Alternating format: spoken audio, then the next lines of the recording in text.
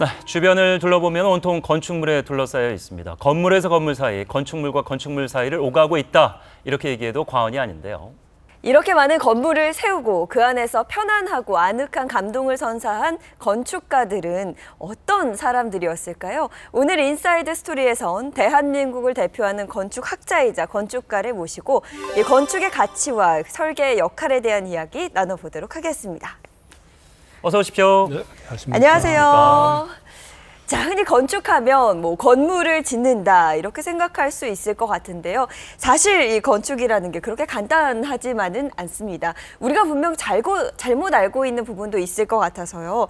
건축이라는 말 앞에 어떤 것들을 좀 고려해야 할까요? 뭐 건축에 대한 용어 설명을 하는 건 아닐 테고 네네. 건축이 왜 중요한가를 얘기할 텐데 짧은 시간에 보면은 왜 짓는지를 좀 물어봐야 되는데 그런 질문을 잘 안 하는 것 같아요. 왜 짓느냐고 하는 건 예를 들면 공공건물 그러면 그 왜 짓느냐가 사람들이 살아가는 가치나 앞으로 살아야 될 바를 묻고 짓는 건데 그거하고 집 짓는 거를 따로 생각하니까 별로 건축 그러면 되게 이런 얘기하면 자꾸만 무슨 인문학적 건축에 대한 얘기라고 하는데 그게 아니고 그게 건축 이야기입니다. 그런 얘기가 앞에 좀 집에 관해서 얘기할 때 좀 먼저 전제가 돼야 되지 않을까 이런 생각이 듭니다. 예. 네. 우리가 이제 흔히 집이라는 얘기를 할 때는 물질적인 가치, 뭐 시세가 얼마다 이런 얘기에 집중하거나 아니면은 좀 단편적으로 항상 이제 실내만 머물다 보니까 오히려 이제 인테리어 안에 있는 모양새에 좀 집중하는 경향이 좀 강한데 우리나라는 집이라는 개념을 좀 올바르게 생각하려면 어떻게 해야 될까요? 집을 생각하는 거는 우선 제일 중요한 덕목이 함께 하는 거. 이게 없으면 집에 대한 가치는 의미가 없어요. 예를 들면 바깥에 창문을 열면 뭔가 또 보이잖아요. 네. 그리고 문 밖을 열어가면 또 여러 사람을 만나고 하잖아요. 그렇게 해서 집을 생각하지 않고 되게 집 그러면 자기가 사용하는 집, 내 방 요것만 생각하니까 그 보는 범위가 너무 한정돼 있어요.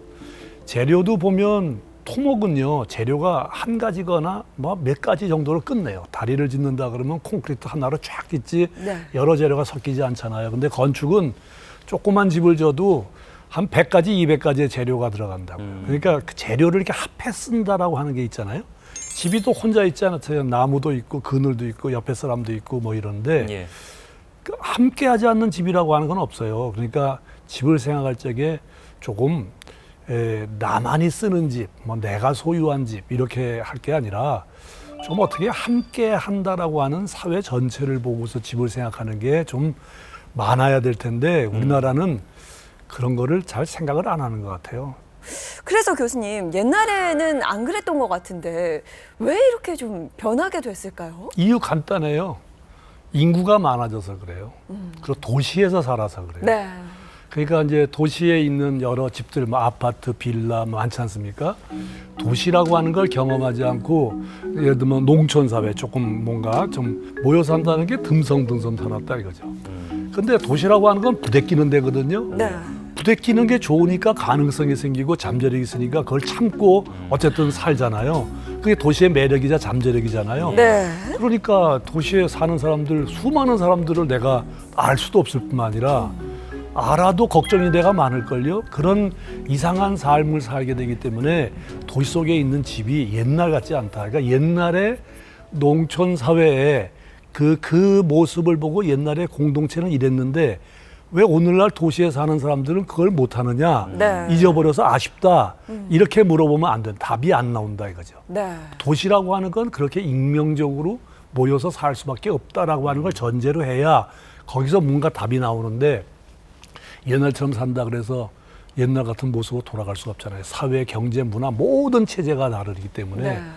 집도 마찬가지다 이거죠. 그 모여 산다는 것의 의미가 이제는 좀 완전히 개념 자체가 달라진 것 같긴 합니다.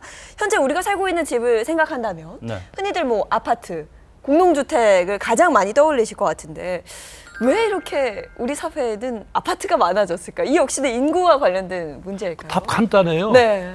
그렇게 많아진 이유는 뭐 좋아하니까 짓죠.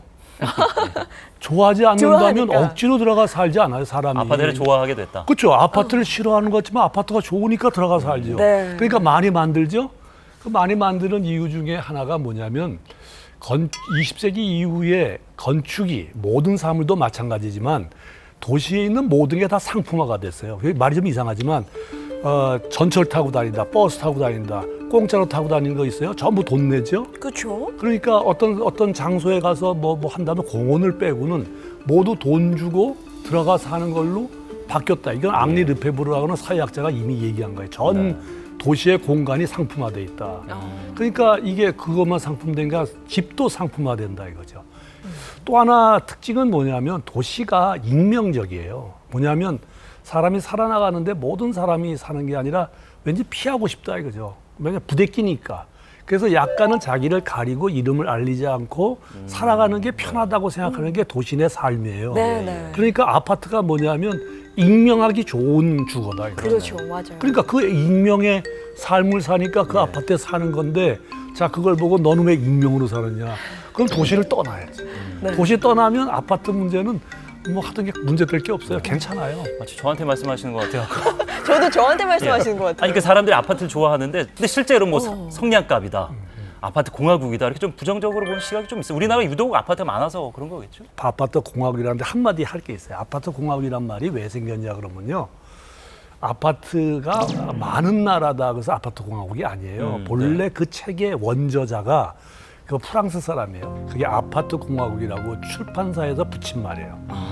집이 있는데 국민이 살아야 될 주택의 문제가 있는데 그 주택의 문제를 국가나 지방자치단체나 공공이 그거를 책임을 좀 지면서 그 주택을 해결한 게 아니라 모두 민간에게 개인한테 다 떼맡긴 나라. 그게 아파트 공화국의 첫 번째 이유예요. 근데 우리나라는 책은 안 읽어보고 제목만 보고 그걸 보고 얘기하고 그러니까 자꾸만 이렇게 아파트를 보면 비아냥거리거나 낮춰보게 되는데 아니 주택 문제 대부분은 또 아파트 갖고 얘기들을 많이 한단 말이에요. 예. 그러니까 이게 한편에서는 비판은 하지만 한편에서는 적당한 답이 안 나오게 되는 그런 모순을 갖고 있는 게 아파트다. 예. 그럼 이제 도시에는 아파트들이 조금 달라질 필요가 있다라는 그 시사점 아니겠습니까? 어떻게 달라져야 될까요? 그거는 국토부 장관이라 무슨 저보고 국회의원 정도 시키셔야지 이 얘기 답할 것 같은데 무지 어려운 문제인데요.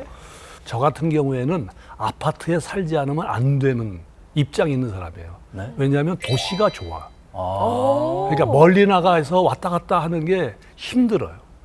그러니까 도시 안에 살아서 부대끼면서 뭔가 사람을 많이 만나고 하는 게 저한테는 훨씬 행복하고 듬이 있다. 저런 사람은 그렇게 살아요. 아까도 했지만 익명이란 말이 좀 듣기가 거북한 말이에요. 익명적으로 산다. 그러니까 뭐냐면 숨어 사는 게 아니라 내가 드러날 때는 드러난다 이거죠. 그러나 가리고 싶을 때는 가린다 이거죠. 그 두 개 온오프가 자유롭게 될 수 있는 그 도시 주거가 아파트가 제일 낫다 이거예요. 그러니까 그거를 좋아하는 사람들이 많이 있기 때문에 된 거거든요. 그러니까 네. 전원주택률로 비교해서는 안 된다 그래요. 그렇죠. 그럼 뭐 확실히 차이가 나니까. 예. 자 그런 가운데서 좋아지려면 제일 먼저 요새 강조하고 서울시에서도 이런 거 만듭시다고 제가 주장하는 게 있는데 아파트를 지면 아파트의 밑부분 있잖아요. 네. 밑부분에는 조경도 있고 사람들의 뭐 주민 지원 시설도 있고 카페도 있고 도서관도 있고 이런 걸 만들잖아요. 왜냐하면 저층은 사람들이 안 살아요. 그 프라이버시 침해 때문에 한 2, 편의시설 3층을 뭐 올라가 이렇게 밑에는 들어가죠. 그거를 어떻게 잘 만드는가. 지자체나 이런 데에서 그런 저 시설들을 인근에 많은 사람들과 함께 같이 쓸 수 있도록 뭔가 연대감을 만들 수 있도록 하는 게 제일 중요하다. 네.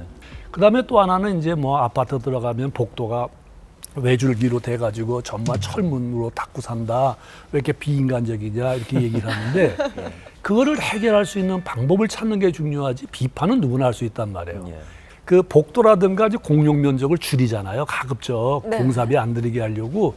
그러니까 이제 굉장히 비인간적인 것처럼 보이는데 그거를 디자인을 잘하면 아주 괜찮게 졌다 그러면 용적률에서 빼주자 이거지.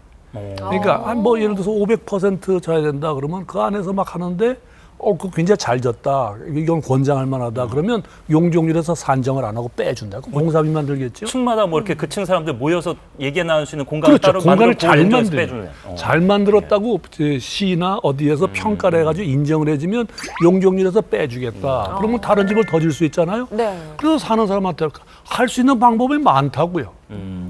그게 나쁘다고만 얘기하면 안 되고 그거를 끌고 갈 수 있는 여지들이 많기 때문에 이 아파트나 이런 문제들이나 주택의 문제를 조금 더 사회가 제도나 그 살아가는 방식에 대해서 조금 집중해서 보면은 네. 우리가 답을 찾아갈 수 있지 않을까 하는 생각이 들어요. 그럼 또 좀 어려운 질문일 수도 있겠습니다만 경인 지역의 주거 지금 상황 어떻게 보시는 정책 상황은? 지자체 장들이 저희가 이제 제법 많이 나왔다 가셨고 이 방송 많이 보시거든요. 주거 정책을 좀 어떻게 변화할 필요가 있는지. 이런 말 있잖아요. 전국의 축소판이 경기도라고.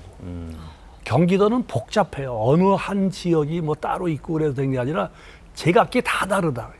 그러니까 DMZ에 붙어 있는 지역이 있는가 하면 저 각 남쪽에 붙어 있고 하고 평택항에도 붙어 있고 뭐 그 조건이 굉장히 복잡한 데가 그것도 인천도 있죠. 그렇다면 이야기는 복잡해진다고. 그러니까 지역이 다양하다는 얘기는 각각 작은 군, 시, 거기에 담당하고 있는 특수성을 좀 지자체장. 파악할 필요가 있어요. 그렇죠. 특성이 있으니까 특수하다가 아니라 오히려 더 열심히 해야 될 책임을 안고 있는 데가 아닌가. 그러니까 혹시 이 방송을 들으시고 뭐 조금 생각이 다르시면 지자체장 여러분들 주택이나 이런 걸 비롯한 건축 문제에 정말 진정으로 잘해보세요.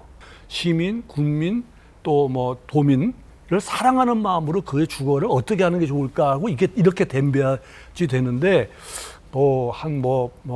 만 채가 부족하니까 만 채 지어주면 된다. 이래 가지고는 안 돼. 해결이 안 돼.